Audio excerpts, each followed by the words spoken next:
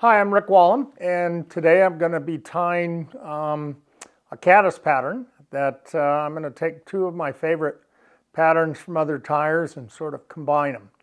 The X-Caddis and the InTheRiffle.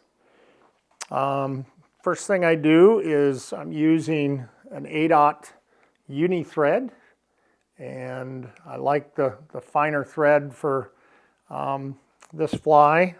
Most of the caddis I use are anywhere from a 12 to an 18. This one happens to be a shorter shank 16 or 18. I'm sorry, a shorter shank 14. It's got a wide gape. It's got an upturned point. It's a very fine wired hook, and it's barbless. It's a really nice dry fly hook, light wire.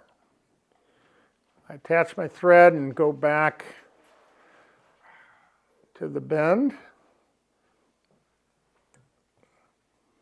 And the first thing I'm going to do is take a little bit of sort of tan Z-Lon. I'm going to use that as a shuck. And I've kind of pre-cut it. I've also stretched it so I get the fiber to lay the exact way I want it. I will drape my index finger and thumb over the top of the hook shank, come up with my thread, trap it with my thumb and finger so it's a loose wrap, and I pull straight down, and that ensures that that material is going to be right on top of the hook shank. And I make several of those wraps, locking that material down and in place. I pull on the back end of it. I go around and underneath that, pushing my thread forward. It cocks that material up a little bit, and then I just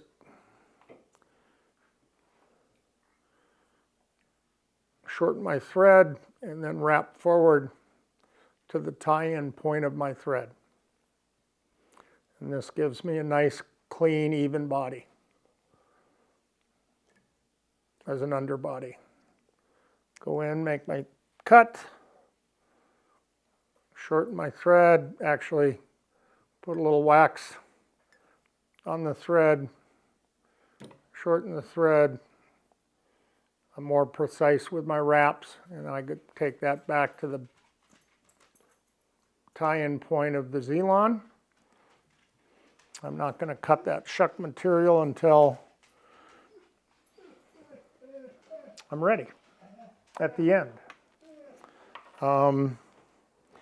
Next, I'm using a sort of a custom blend beaver dubbing.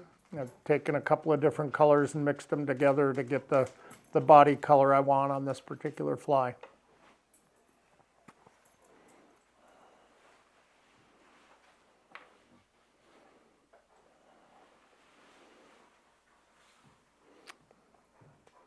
Sort of pulling the fibers apart to get any guard hairs that I don't want.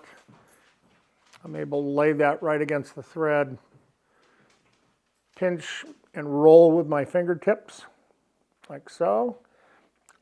I'll wet my fingertip a little bit just to get a little bit of a grip on that beaver dubbing, and then spin a nice thin noodle for the body. Try to make it nice and even. Wind my thread up,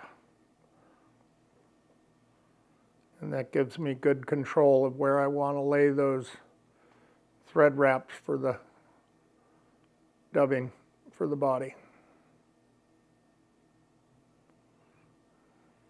Try to have a nice consistent shape to the body. Maybe reach in if there's a couple of stragglers. Now here's where the iris part of the caddis comes in. Again, I'm taking a hank of Z-Lon. sort of fold it back over itself to kind of make a little bit of a teardrop wing.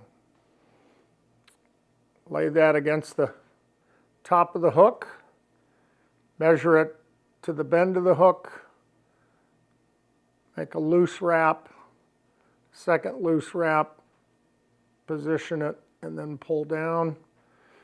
And then I'm going to make a couple of loose wraps, so when I lock it in, I'm going to lock it straight down. And that positions that Z-line right over the top of the hook shank. It's not going to roll on me.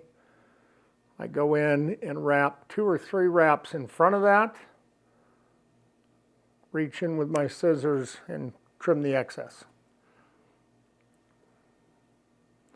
I could put a head onto this fly right now, and that would be an X-Caddis.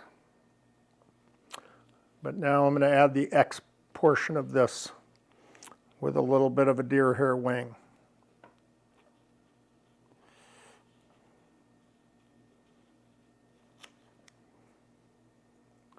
I'm using a fine deer hair. If I wanted to get really crazy, I would stack this, but this hair is pretty even. I don't want it necessarily perfectly even. I think it gives a little bit better look when it's not perfectly matched up. Again, I lay that right over the top of the Z-line. I'm going to back up one step. Since I'm using such a fine thread and I don't want to break it, I'm going to put some dubbing wax onto the thread, position it where I want it, lay my deer hair down, make a couple of loose wraps, and slowly put tension on it. As I make my next consecutive wraps, I'm wrapping right into that deer hair. And if you notice, you see a little bit of a flare. And then I'm going to trim that really close. And I could continue with that and complete the fly, and that would give a nice Z-line, a nice X-Caddis look to it. I'm going to wrap through those trimmed deer hair, keep kind of preening and pushing. And then I'm going to take, normally what I will take is a little bit of squirrel or a little bit of hare's mask with a lot of guard hair in it.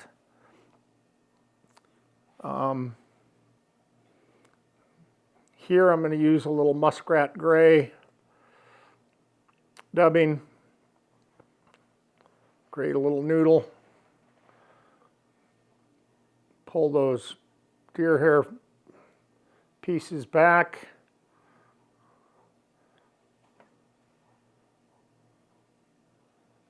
position them,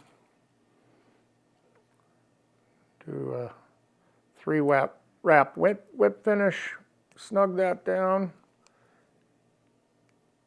reach in, trim, and again I'm using Trout Hunter water-based head cement. Put a little dab on that.